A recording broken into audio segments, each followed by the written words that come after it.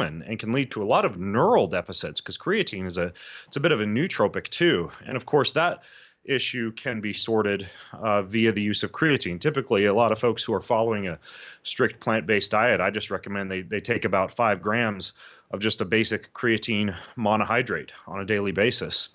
Taurine is another common deficiency, and that's also one that you can supplement with. It's very difficult to find in anything but animal foods.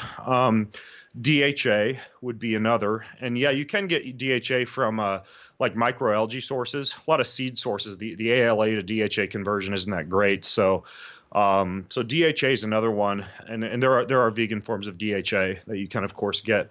That'd be another, and then probably two others I think are pretty important. One would be carnosine, which is really important for muscle function, and that's another one, kind of like creatine, another one of the C's that tends to be really deficient in a plant-based diet.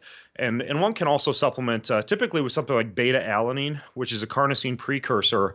And there's a lot of newer studies coming out, particularly they're getting a lot of attention in the athlete community because they're such great lactic acid buffers if you apply them to the legs or the arms prior to exercise. But transdermal carnosine absorption seems to be a really good delivery mechanism. And there's one product I was actually trying out the other day prior to a workout that buffers lactic acid while you're working out, but that's a transdermal carnosine.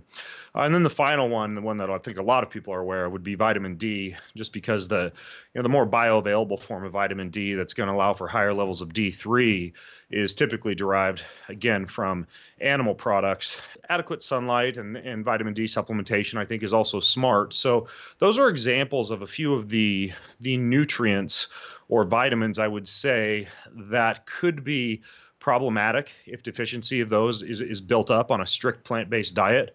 And then the only other thing I would take into consideration would be that, of course, as you're well aware of, because you wrote a whole book about this, the idea of the anti-nutrients in plants presenting an issue, especially when you're eating them in the relative high volume that's necessary for adequate calories on a plant-based diet.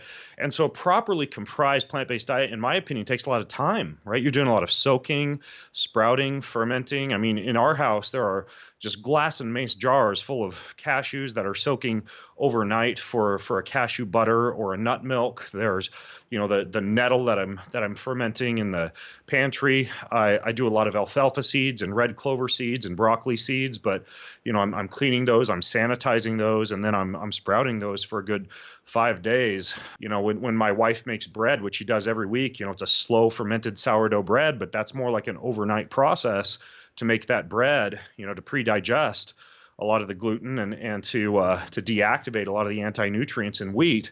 And so, you also need to kind of swallow the pill that you're going to be spending a lot of time, or you're going to be, paying a personal chef to do this kind of stuff for you, if you really want to deactivate a lot of these anti-nutrients in plant matter to be able to get adequate calories. And then the question just becomes, well, why not, have liver a couple of times a week and work in some sardines and anchovies and mackerel and salmon and herring and, throw some eggs into the mix. And no, you don't have to be a full-on, giant grocery shopping cart out of Costco full of ribeye meat type of person. But I think weaving in some animal foods certainly makes things easier when it comes to addressing some of those deficiencies and also not presenting yourself with just a host of anti-nutrients as you maintain your calorie throughput. So that's a good segue. I've had a couple of the carnivore docs on my